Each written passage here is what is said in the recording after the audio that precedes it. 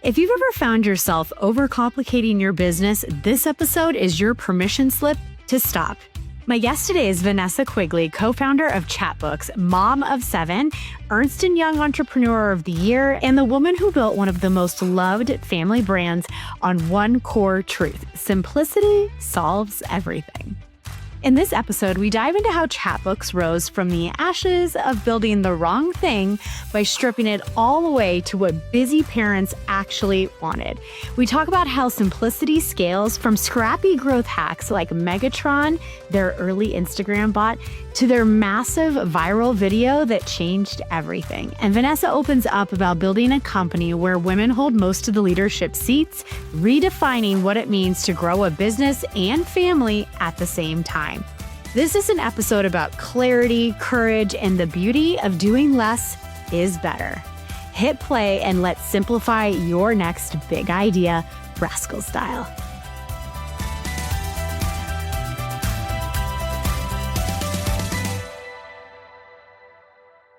All right, Vanessa, thank you so much for joining the podcast, Revenue Rascals. I am so excited to have you here. And whenever I go to these events in Utah, there's always so many inspiring people. I feel really lucky to live in Utah where the startup community is so strong and there's such a big group of business builders. And when you were on stage at the event that I met you at, and I found out you were the co-founder of Chatbooks, I about fell over. I was like, that is my favorite product in my house. You're so the nice. Chatbooks product really did change my life with my family. And so I wanted to just kick this off by saying, thank you for letting the stranger come up to you and being like, hey, so you don't know me, but I love Chatbooks. I have this podcast. Will you please come on? And you were so gracious and humble and made eye contact with me. And here we are on this podcast together. So I just wanted to say thank you for taking a shot with me and just believing in it. Well, I always love meeting Chatbookers in the wild. So yes, thank you for coming up and talking to me. And thanks for being a customer. And again, it's always really nice to see other women at these entrepreneurial events. It is true. Utah is an incredible ecosystem. So many crazy, amazing entrepreneurs, and always love to see more women out there. So Yes. And so for those of you watching on YouTube that can see this is my very first Chatbook that I ever did. And on the date on the spine, it's April 2014. So I actually would like to know if I was the first 100 people to purchase a Chatbook. yeah, I mean, honestly, because our official, the date that we refer to as the date Chatbooks got started is June 2014. So you technically predate us. So how is that possible? Maybe I'm slightly off then. Okay, well, but no, this is a long time ago. Because the photos were probably taken then. That date is pulled from the metadata from the photo. But I'm going to call you our first OG super Chatbooker. Thank you, Michelle, for being here. And I love it. Okay, so I'm going to let my audience know what Chatbooks is first before we jump into the rest of the conversation. Vanessa, give us just a 30-second high level of what Chatbooks does for families and people around the world. Well, Chatbooks helps connect and strengthen families by printing your photos, and because the photos tell the story of our life, and that is what connects us to each other, to generations. And we have a web app and a iPhone and Android app to make it super easy. We built our software with busy parents in mind because who has time for another project? But it's so important to be able to hold on to these stories, and the positive effects on our families are big enough that it's something that we have just spent the last, 12 years working on solving that problem for families. Yes, and I'll say one of my favorite features of Chatbooks is I got a little lazy posting to Instagram my personal family stuff a couple of years ago when my business kind of took over all of my time. And I was like, oh, I'm not that consistent with it anymore. But when you like a photo or you heart a photo in your iPhone, it automatically syncs to my Chatbook. So I don't even have to do it on Instagram anymore. And it is so easy. Take a bunch of pictures, hit the like button, and my next Chatbook's at my door the next day. And I think that this is a really important piece of the puzzle to bring up. And there's no friction in creation, zero. Yeah. Well, that was the key that, got us started. I will say there were years before we launched Chatbooks where we were trying to build another solution for family members for family memories that required a lot of work, tons of friction, and it wasn't converting. It wasn't successful. So when we launched Chatbooks in 2014, essentially as a print your Instagram API, automatically people were already sharing on Instagram very personal things. It was kind of a personal journal for a lot of people. Automatically, those photos would go in their books. But I have to say, last December, Instagram pulled the plug on an API connection, not just for us, but for every third party. Instagram essentially is saying, Meta, saying, great, keep sharing your photos and videos, but we own them and you can't do anything with them once you put them there. So that connection was officially cut off the end of last year. But I could kind of see the writing on the wall, as great as it was to be able to print to Instagram and automatically have your photos put in your books. Like, okay, Instagram's great right now, but it's going to change over the years. And I don't want to build a business that's completely beholden on the decisions that another company makes. So we had worked really hard to create a nearly frictionless way to also make your books using the favorites folder, building software that helps group and suggest photos for you. And now with AI, we're finding lots of different ways to use AI to help people make their books as easy as possible. So thanks for sharing your testimonial on that. Yeah, it absolutely worked. One thing that when we were talking about this interview, you had mentioned that you built something that didn't work. And if I'm paraphrasing, and then you took a second shot, and that was Chatbooks. Can you tell us a little bit about the journey to Chatbooks being what it is today? Yeah, it was, my husband is the dyed-in-the-wool entrepreneur. Like when I met him, I knew three things about him. Well, he wanted to go to Harvard Business School. He wanted to be a management consultant for a couple of years, and then he wanted to build companies. And I didn't know what any of that stuff was. I'm just a girl from Florida who liked riding her horse and singing. But I'm like, okay, that all sounds good. I heard Harvard in there, so that's something cool. This feels safe. Let's do it. Right. And, he did. He worked in consulting, and he was able to go to business school. And then while at business school, just had all of these ideas for businesses that he wanted to build. And he built a couple different software businesses, and it was, we had 7 kids and we're living in Florida and pretty comfortable. And he said, it's time to build something meaningful. I want to build a business to help families hold on to their stories. And, he had all this experience in business and software, and he'd been successful. I'm like, good, do it. I would love to have you build that business. But he was coming at it from enterprise software, where he had his experience, to build something which, to be honest, the primary user is going to be a busy parent. Moms, traditionally, moms have been the story keepers of families. And the software he built was beautiful. It was complicated. It was complex. It was like really advanced. But in user testing, I would gather all of my friends and my family to get the demo and give them feedback. And this is the danger of building something and having like a really distinct singular vision of how it's going to be innovative and different, is that you can fall into the trap of like getting feedback and being like, yeah, no, they don't get it. Because the feedback that they kept giving after, demoing it and testing software is like, wow, this is great. I should totally do this. Should being the, like, in hindsight, that's the key word that, should be the like, warning. Should is not, I'm going to do this.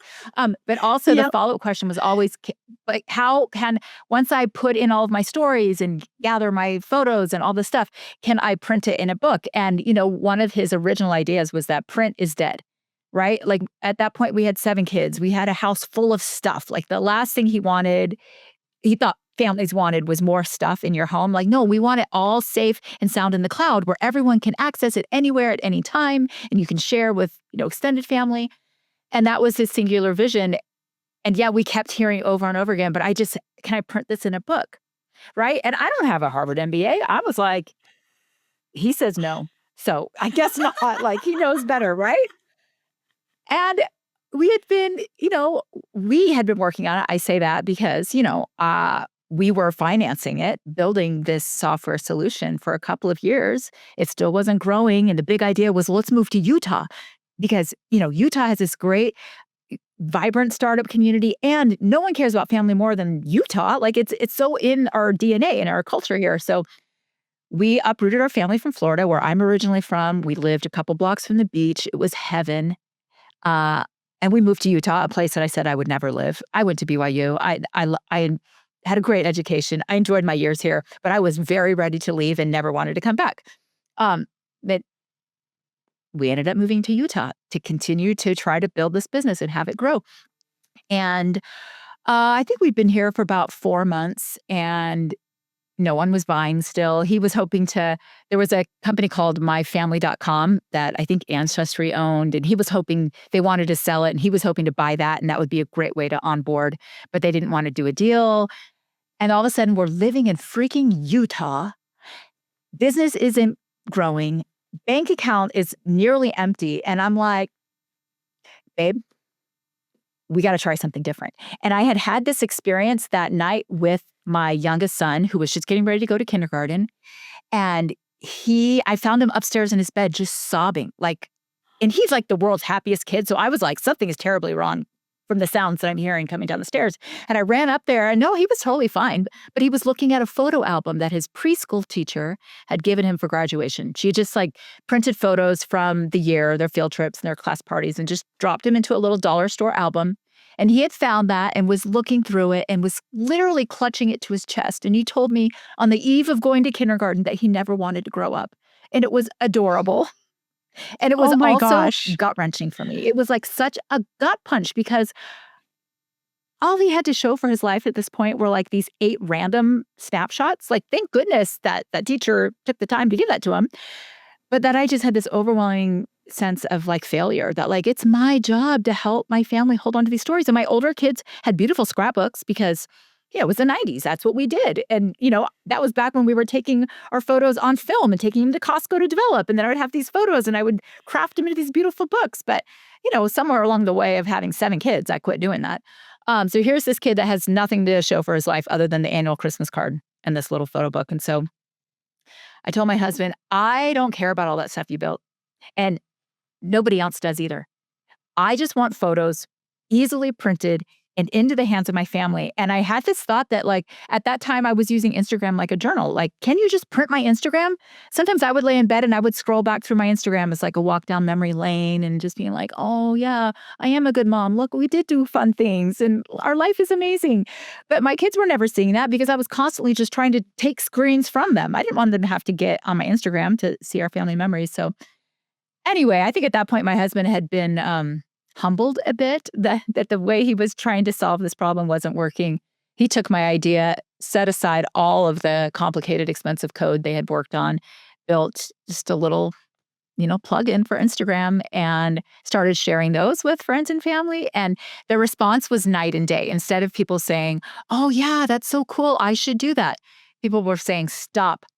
Shut up, take my money. This is what I want. How can I get this? And the rest is history. So some painful years in the wilderness, as we refer to it, those wilderness years, and very expensive too. Unfortunately, we'd spent all of our money before we found product market fit. So we ended up, raising money, which, diluted our share. But, live and learn. You live and learn. But now look at all of the, you did what you set out to do, which was to document the memories of families. And I'm sure this happens in your home too. And if anybody listening right now is a Chatbook user, you can probably relate to this as well. But my kids, on a Friday night, if we're having a movie night or something, and I only have 2, I literally have no idea how you manage 7 people. I can barely do the 2. Me neither. I don't know. I don't know how you do it. I feel like it's a lesson in business too. It's how'd you do that? And I was like, I don't know, but I got here and I'm feeling really good about it. Right? You just do it because you have to. Right? You just do it because you have to. You're like, okay, they're alive and they need me. So here we go. But I'll have my kiddos will pull them off the shelf randomly because we probably have 50, 60 of them, maybe even more. And they're right by our TV in our living room, and they'll pull it off and they'll be like, I remember that, or I didn't know I did that. And it's so magical. And it's this time where you're right, they're not on devices. And, the argument of wanting to share it with family everywhere, well, how about when you have friends and family over and you open up a chapbook? The being able to touch it. And I'll say 2014, and this bad boy is still rocking and rolling. So the quality is there as well, because what's the point of printing it if it's going to just fall apart? And I think what I remember distinctly why I chose your product over some of like the Walgreen options that were out there back in the day of like print a book, right? It was so simple, so easy subscription, zero friction. And I thought the little white books were so cute. And I knew that they would match anything I ever did to my house for the rest of my life. So I could always have them on display. And I think the argument, and the thing that I want all of my listeners to hear about right now, which I feel like I might title this entire title episode around it, is the simplicity, the power in simplicity for finding product market fit, for launching, for scaling, for all of the things that we need to do. Simplicity 9 out of 10 times always wins. So I would love to hear from you, like after you fix the product market fix issue. Woo, got that one out. Okay. So then it's time to scale. And I came across this article, and sometimes it's true, sometimes it's not. So you can tell me if it's not, but it showed your growth of Chatbooks. And it went from 2014 until like 2021, and it was a hockey stick, like a crazy hockey stick of growth. So can you share with everyone right now, because the D2C game has changed a lot, like how did you find that great success for that hockey stick growth, once you actually figured out what the product should be?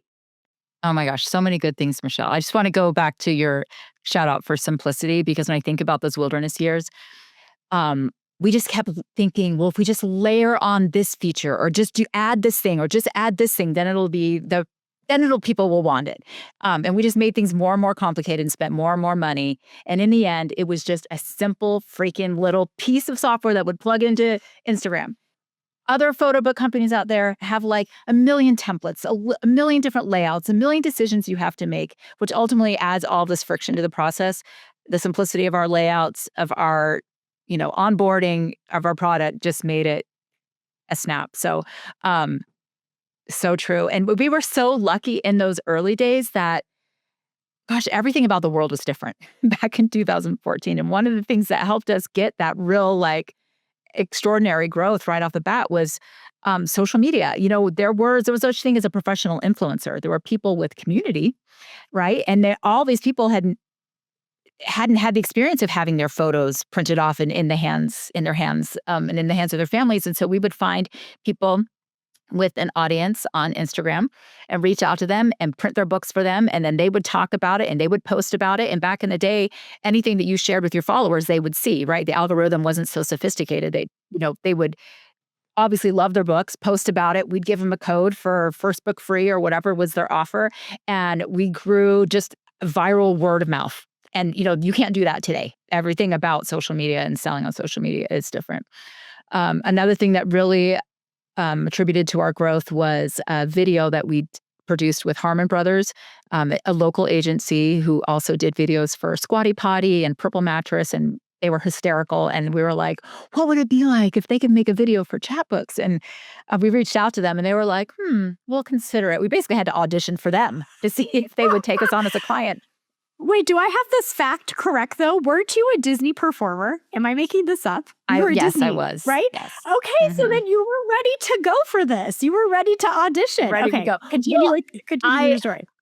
I ultimately didn't end up starring in the video. The script is basically about my life and how we came up with the product. But I hired my friend Lisa Valentine Clark to be the actress because she's the real professional. And it felt like too much was at stake on my own, like, amateur acting chops. But that video was wildly successful for us at that specific moment in time because Facebook algorithm was favoring long form video. And so you could do this essentially like an infomercial and everyone could see it. Like, it just was so wild to me to watch how fast that grew. Virality and then also like sales were just like skyrocketing to the point we could barely keep up with production. And it was very, very exciting.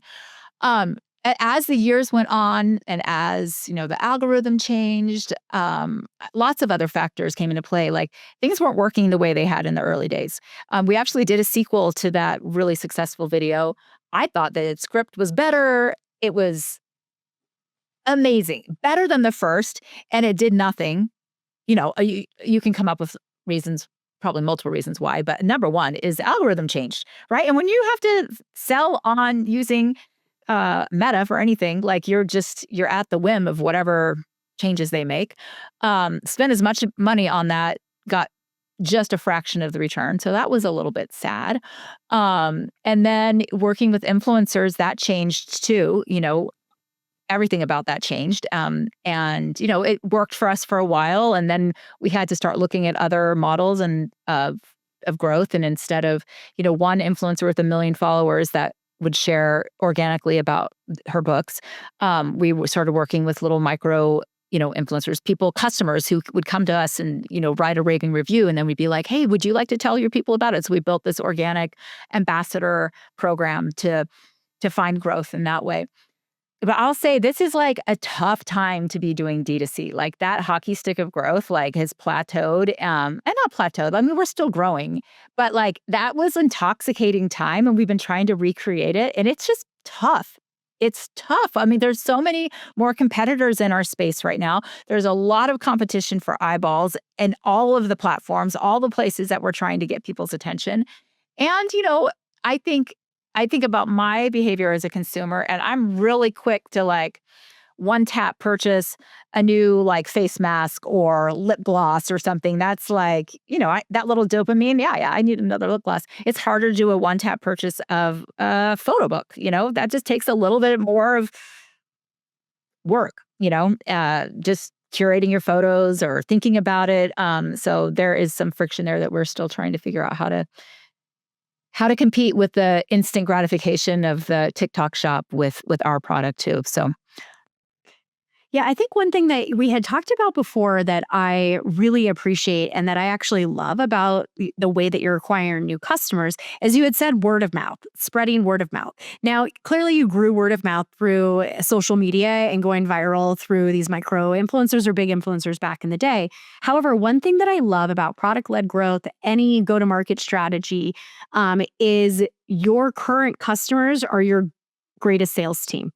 Your customers are your sales team. And when you create ambassador programs, it is not just about the money. It's about allowing others to feel a way about a product that you feel and sharing that with your friends and family. So that virality loop, it can change everything for a D2C strategy.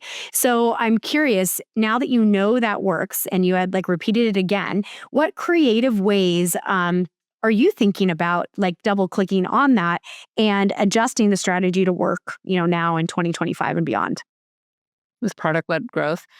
Yeah, I mean, being very generous with our intro offers, as we're prospecting with new ad creative, like a really, really wildly aggressive intro offer to get it into people's hands, because you're right, like a lot of our growth has come from word of mouth, from, people come into your home and they see the books. What are these? Tell me about it. And then also, people like to share the things, their new discoveries. And so people do organically share on social media. There's all kinds of apps and platforms that you can use to monitor, social listening if anyone's talking about your product. And so we can proactively and reach out to people if they want to be an ambassador and incentivize them.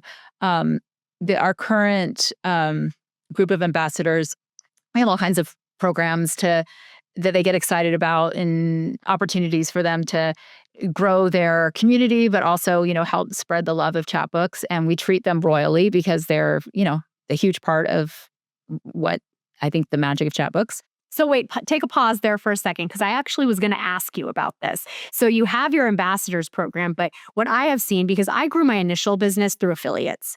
So I didn't even have that many, but for my sales training and consulting company, I had about 60 affiliates who took it really, really seriously.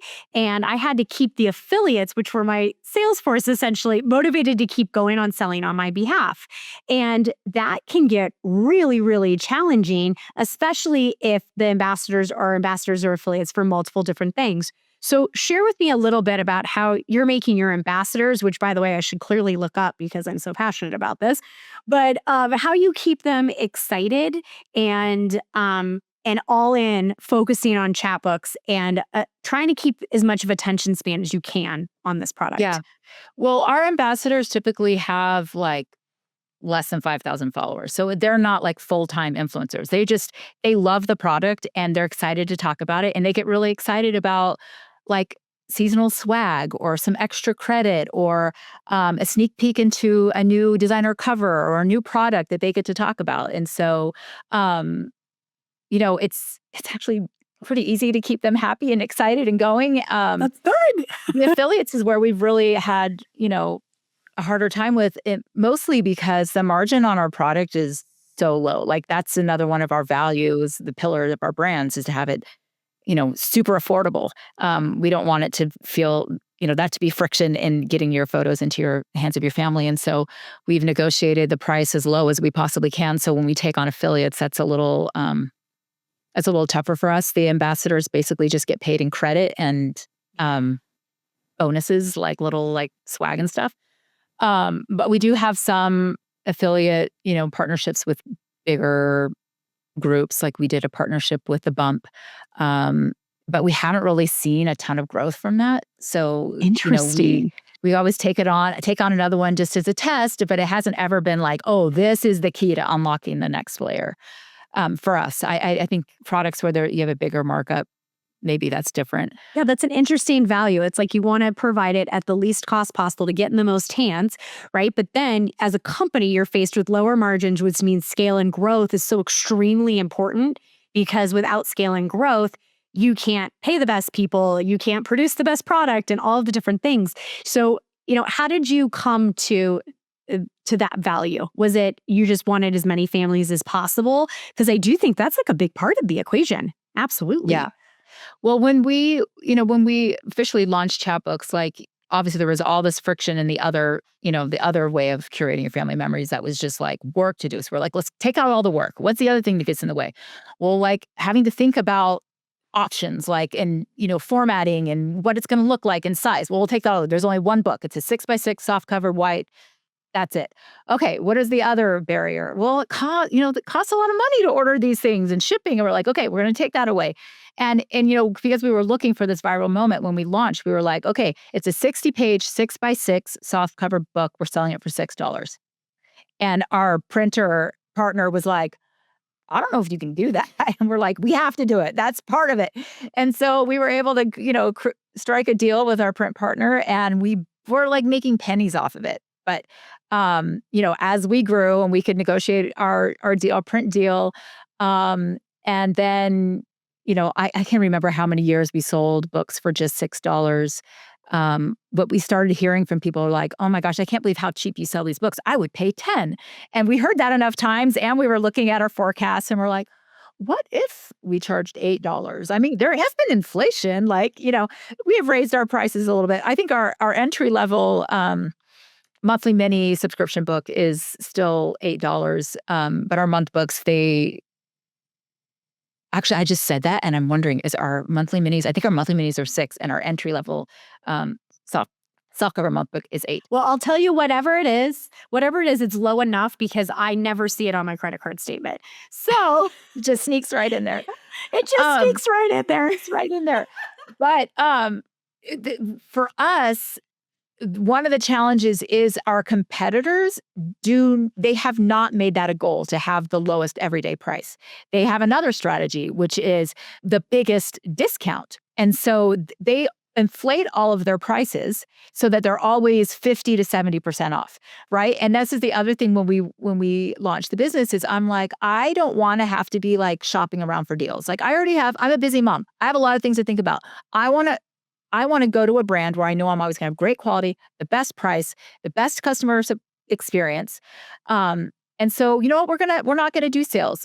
And then holiday came around. We're like, oh, we should do a holiday sale. And so we decided to model our business after the businesses that we loved when we lived in France. We had the opportunity to live in Paris a couple of times. And in Paris, things are on sale twice a year. There's a summer sale and there's a winter sale. And that's it. And, because people got to move inventory, so you're going to put it on sale.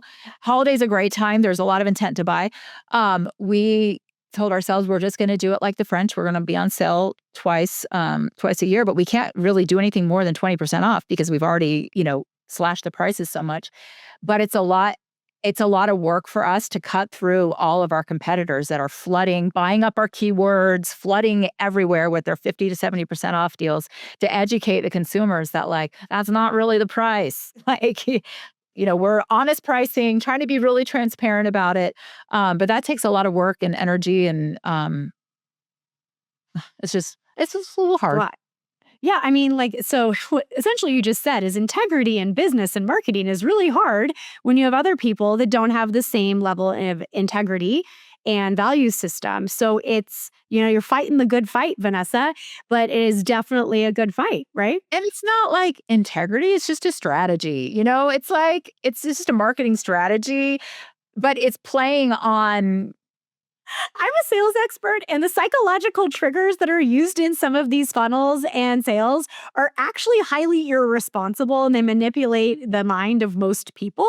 So I think it depends what perspective you're coming from on that.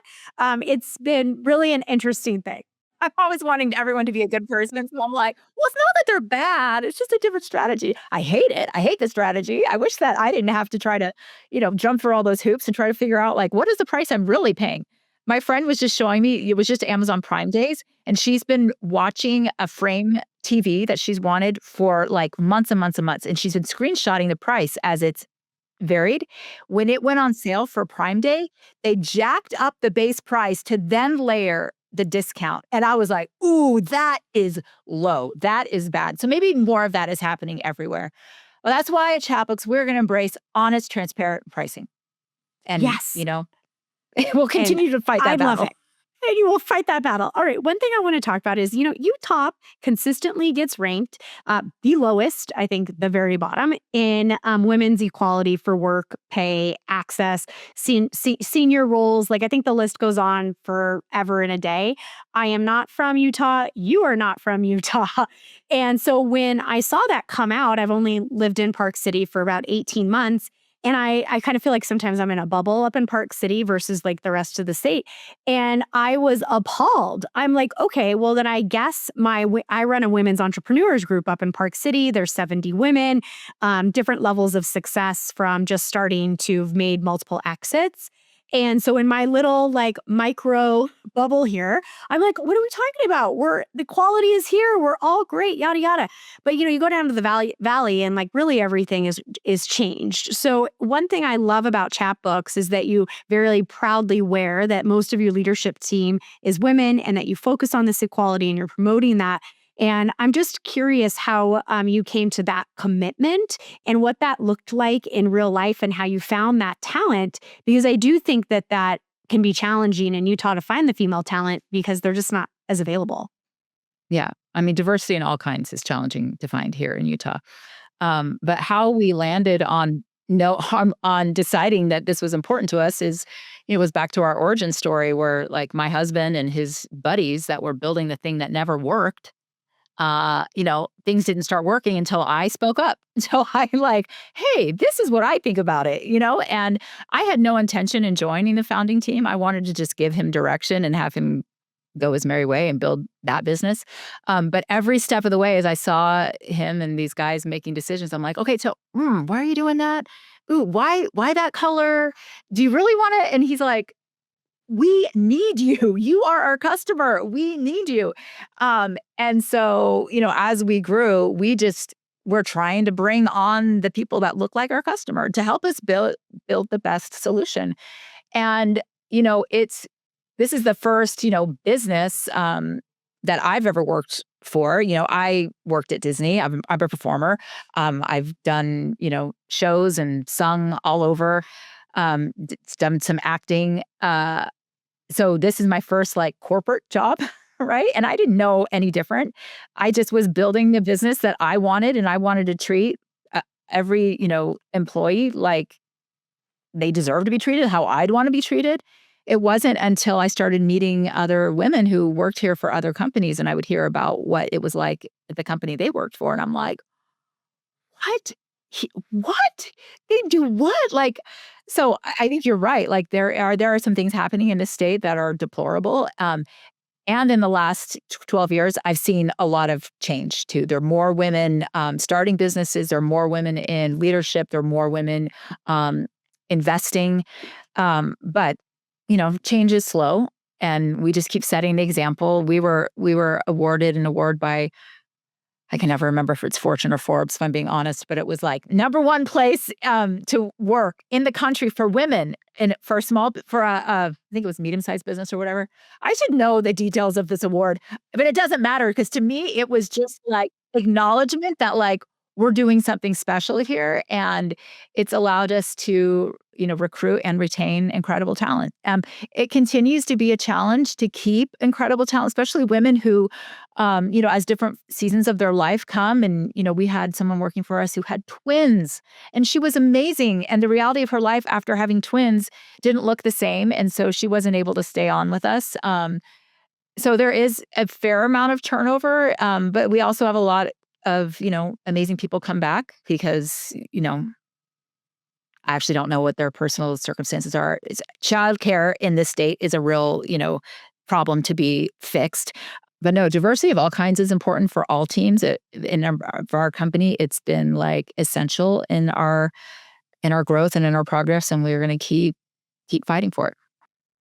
Yeah, I think another takeaway that I'm having right now is I actually love that this is the only business you've ever worked in.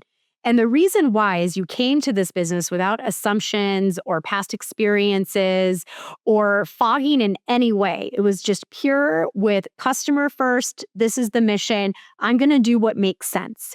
And this just goes back to simplicity again, because the more businesses you're in, the more experiences that you have, you start to like overcomplicate things naturally because you've seen so many different things. And so I have to personally, because I think I'm up to about 1,000 companies in my coaching, my programs, my CRO work, and I've seen so many different things, but every single time it comes back to simplicity. It's like, how do we keep this easy to buy, easy to produce, and easy to have like my team be happy?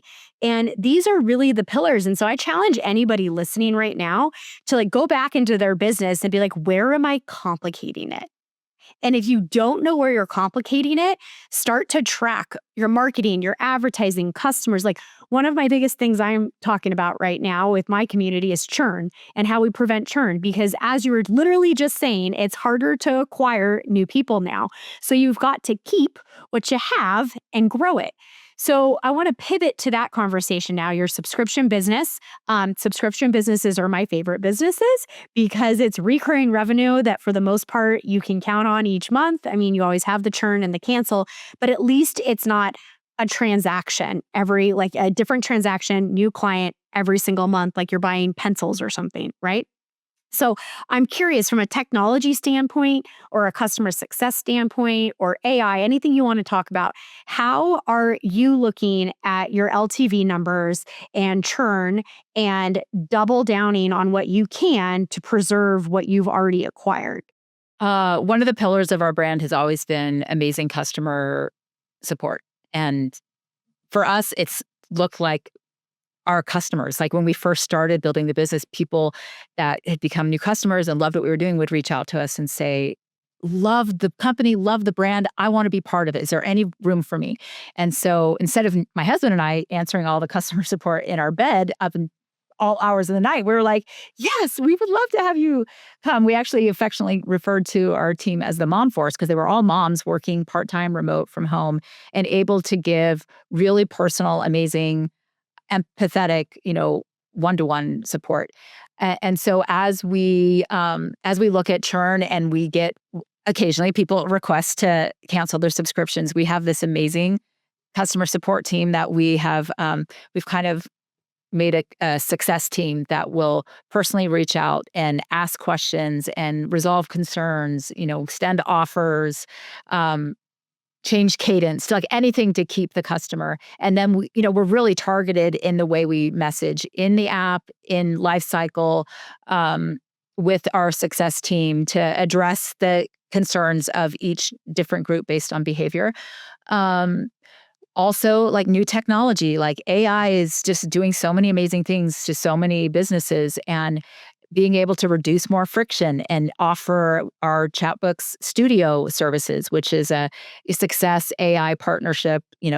Someone on our success team using AI tools to help make books for people. There'll be people who have a subscription and they've gone month after month after month without making a book and they feel overwhelmed. And, for free, we will just make those books for you. So it helps keep people from churning.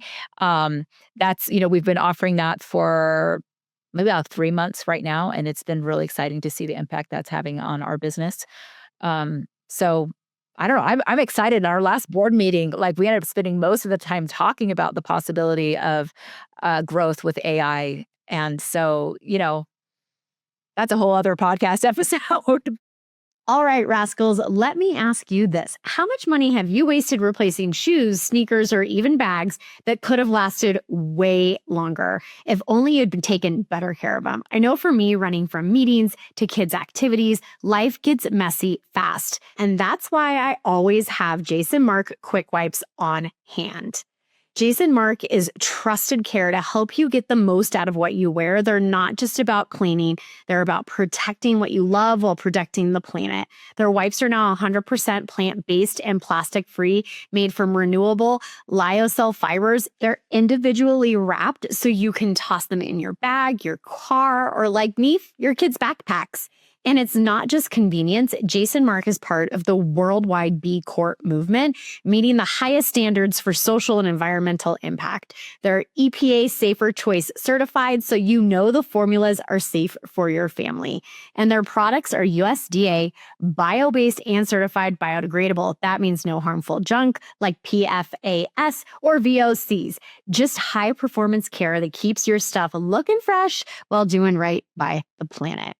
Personally, as a busy mom and entrepreneur, Quick Wipes are my favorite. They've saved my sneakers from coffee spills, playground dust, you name it. One wipe and I'm ready to walk into my next meeting looking sharp. So here's the deal. Go to jasonmark.com and use promo code Revenue Rascals at checkout for 25% off your order.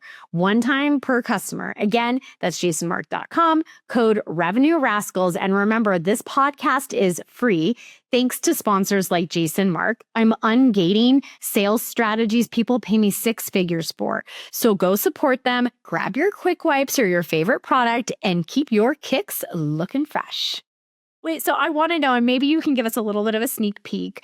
You had mentioned there's something in the pipeline, new features, or possibly a new product underneath the Chatbooks umbrella. Can you share anything, sneak peek with the audience? Yeah, I will share. I was hoping that it would be live Q4 going into holiday, but I think it's going to be a Q1 thing.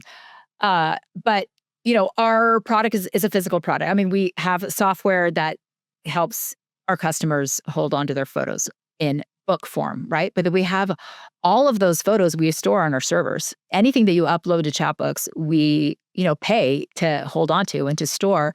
And so we are going to be launching Chatbooks Family, which is a software subscription that gives you access to all of your photos. Essentially, it's your family memory library. These are all the photos that you've said are print worthy, right? Our camera rolls are just a dumping ground of all of the million photos we take, the screenshots, so much random stuff in there. We're not all super disciplined in cleaning it out all the time. But anytime you upload a photo to Chatbooks, those are the good ones, right? And so we've been collecting those in a family memory library. And any book that you've printed is going to be on your virtual bookshelf.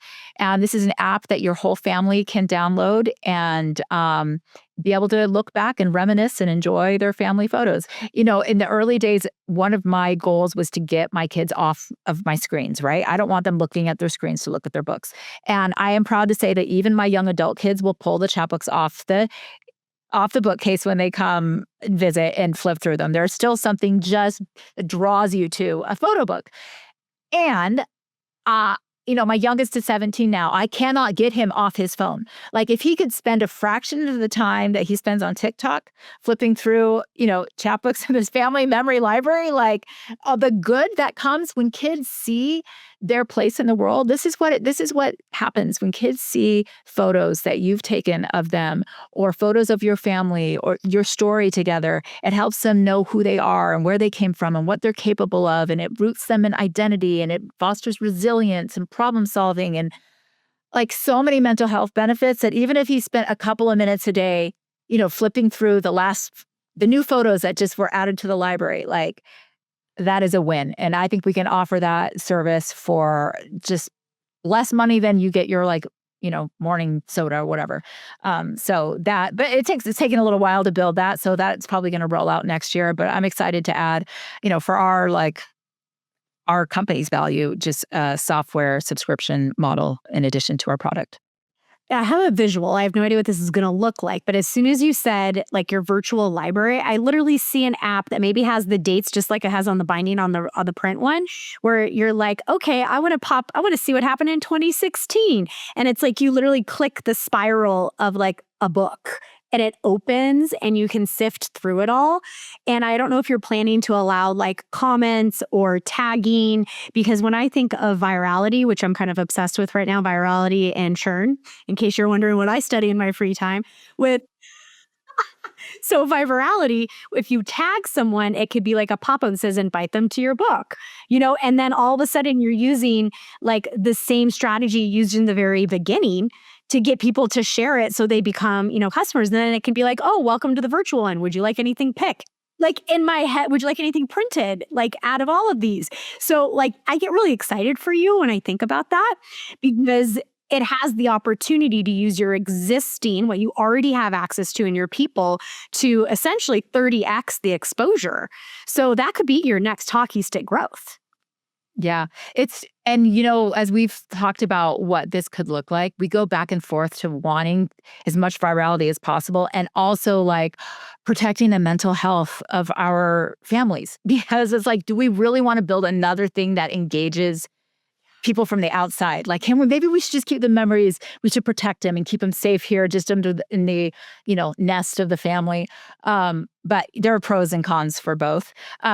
One thing that I wanted to mention that we're talking about like wanting to share the books you make. For every book you make with Chatbooks, we also make a mini movie. So we'll take all of the photos and turn it into a little movie for free. And then you can share that on social media. You can text it out. You can email it out. You can just save it to your library so that you can have like kind of like Apple Movie makes movies of the most random things ever. But this is a movie of all the photos in your like January book or whatever. So that's another attempt. And I think we're still dialing in the best way to make that have an impact on our business. But it's a fun That is moment fun. I need to go back and look because I haven't done that yet out of all these books. I think you can even go back in your order history and tap on it and it should show you how to download your video. So that's so fun. Yeah, check that out. I have one more business question before we start wrapping this up. And we started talking about it, and it's AI.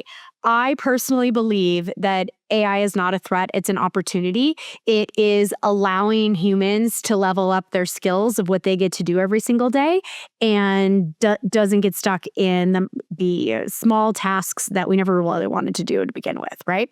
So like for me, like I think about like the last SDR, BDR team that I built, it only had to be half the size because I had an AI sales agent who was doing 50% of the work and saving the humans for when they actually needed it, right?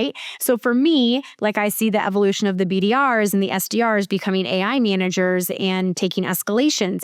For me, I get really excited. I'm an early adopter. I'm an innovator. That's just like one way it's impacting, specifically what I do. But I'm curious, you touched on it a few times in this conversation. So maybe you could just wrap up like your 3 main ways you're excited over AI to make Chatbooks better for the consumer. Yeah.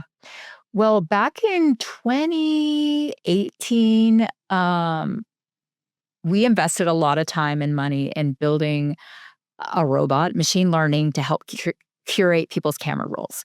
And it was actually really impressive, because a lot of people were using Instagram as a curation tool to get their photos in their books. But like I said, I didn't want to always rely on Instagram. So we're like, let's build a way to do that for them that can help them, cut through all the mess in their camera roll. We had all this data that showed us what makes a photo printable or not. People were not ready then to have any outside influence looking at their books. And this was the robot you built, right? Was that the robot? Yeah. Yeah. Well, we built a couple robots. Megatron was one of them. That was our helping us find our influencers. This we called Roxy. We named it after our French bulldog. I'm actually not even sure why, because she's not the smartest dog, but she is cute. But we named it Roxy as a way, and built it as a way to auto curate your camera roll, but people hated it. I just think mentally they weren't ready to have a robot looking at your photos. We were able to take some of that code and use it in other ways in the bookmaking process. So it wasn't all a flop. But in all of our customer research now, people are ready. They're getting used to the different ways that AI can help everything from building out your grocery list to your workout. We're using it in our everyday life. And so it's oh yeah, I would love to help, making my photo book because I don't have time for that. So in the bookmaking process with CB Studio, we are using AI, and right now it's an assist. Maybe one day it could be a more hands-off approach as it gets better and we have more faith in it and our customers have, feel better about it. Other ways we're using AI, our customer support team, historically, Q4 is a really busy time for us, especially around holiday, and we've always staffed extra people on support to cover holiday. And this year we are not hiring holiday, support. And in fact, our team is already a third the size that it was at peak. And we are beating all of our response numbers. And that's due to AI. And that just allows us to give a better customer experience, work faster, address problems sooner. Other ways we're using AI, we actually have a challenge out to everybody on our team in every department to use AI in their job. And not because we're trying to replace anybody, but we have so much work we want to do, and there's only so many hours in a day. So if we can be more productive, every week in Town Hall, we have AI Corner, where people get a chance to share the latest and greatest. And it's amazing how fast these tools are changing. Our creative team was the least excited about adopting any AI tools, for obvious reasons. And we have incredible designers. And so why would we want to use AI? But we are, we've launched into the UK and we have a lot of great ad creative that we make here in America with American voices. But especially in this political climate, we don't want to be running ads over there with a British accent. And so we can layer on some AI voice tools. And those ads, I think the voice sounds a little bit robotic to me. It seems like every week they get better, but those ads are performing so well over there. And it feels like every couple of weeks there's another design AI tool that gets better and better. In fact, I was just looking at one earlier. It was a little kid holding a book. And you know how AI is so bad at hands? I don't know why it's so bad at hands. It's these so hands weird. look almost how many normal. fingers are you going to have? I know. These hands look almost normal. So I think that's improving. And again, I know there's a lot of ethical, concerns around it. And I get it. And I think I'm glad that there are people that are thinking about this, on really deeply and addressing it, even as a government to figure out, how to regulate and keep people safe.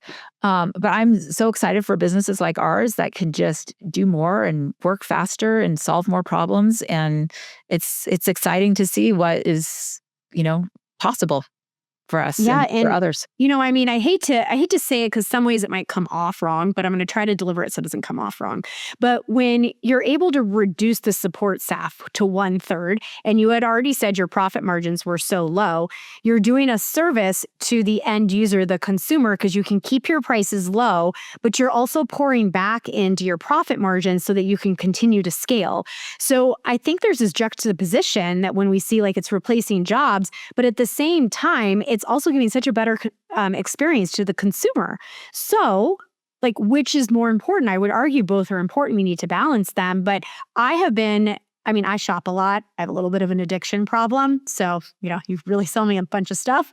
And, but every time I have an issue now, my first response is AI response and customer service. And it's amazing. It's so fast, solves my problems. No human could respond like that. So I think it has a lot of legs and a lot of movement. Well, and I'll say quite a few of the women that were working on our support team now work in other parts of the company. It's not that we were like, we actually have a lot of work to do. Do you want to come work in QA? Do you want to work in marketing? Do you want to work on the ops? Like, it's been really fun to see how we've helped, women like learn new skills and grow and develop in their career and still be able to be a part of Chatbooks and help us work faster and do more. Well, that's the icing on the cake and supported everything I said. So here's my last question for you as we close up on the top of the hour. I could talk to you for another hour, but I'm sure you have really important Chatbooks to be made and mom things to happen. So I always end every podcast with this question. So Revenue Rascals, we don't do things because you should. You do them to grow, sometimes in a wild, different way, to take some risks, to build legacy for your customers, also for yourself. So what is the most rascal thing you've ever done in business? The most rascal thing? I don't know. I mean, Megatron felt kind of rascally. I don't know if you were familiar with Transformers, but I love Transformers. Megatron, we had a giant model of it sitting on the desk. Again, it was in the early days where we had no money, didn't really know how to get to our customers, but people were posting lots of things on Instagram and building communities. And a lot of people had email addresses in their bios. And so we built this robot to basically scrape Instagram to find people that had a sizable community with an email address and pull one of their most liked photos. And we would make put together an email, making a book with their photos superimposed on it with an offer. And we just would send those out to thousands and thousands and thousands of people. And then if they would reply, then we would send them to their books and then they would post for us. And that was working like a charm until it was actually someone in our print shop who was like, you might want to send someone down here. Some of these books are looking a little sus. And Megatron had found a bunch of strippers. Okay. And they wanted their books. And oh my God, our printer was so watching these books come off and I don't know about this. So that's when we actually hired someone in the Philippines to be our QA person to decide, is this yes or no? So we do have company guidelines where I think at one point the wording was, we'll print books if you wouldn't be embarrassed for your grandma to see it or something like that. Some wording about trying to say, no nudie books. But we had printed a lot of nudie books that had to go straight into the trash because, didn't want that. Oh my God, that is hysterical. But Megatron, he did a lot of good things for us, but ultimately had to be retired at some point. So. Well, you were cutting edge with your robot online. And I love it how you just were like, I'm not going to wait for people to come to me. We're going to them. So I appreciate that so much from a scrappy startup standpoint. Okay. And for everybody listening, Vanessa has graciously given all of our listeners 20% off your first order on chatbooks.com. Just use promo code RASCALS. And that has an S at the end. And 20% is the best offer that we give that we put out there. So occasionally we'll have bigger offers on single products or a new launch or whatever, but that's pretty good discount and it's good through the end of the year. So good time to make a Christmas gift or start a subscription for yourself. Yeah, check it out. Oh my gosh, I love it. Thank you so much, Vanessa. This was an incredible interview and I'm really grateful for all your time. So thank you. Thanks, Michelle. Thanks for listening to Revenue Rascals, where we turn bold ideas into predictable revenue and prove that breaking the rules can still build empires. If you love what you heard, do me a favor. Tap the links in the show notes to support our sponsors. They're the ones keeping this show free so I can keep ungating the six-figure strategies that help you scale faster, lead smarter, and take more freedom home with you. And hey, if you think you'd make an incredible guest or know someone who's built something worth studying, email me at hello@michelleterpstra.com. And until next time, stay sharp, stay bold, and stay just a little bit rascal.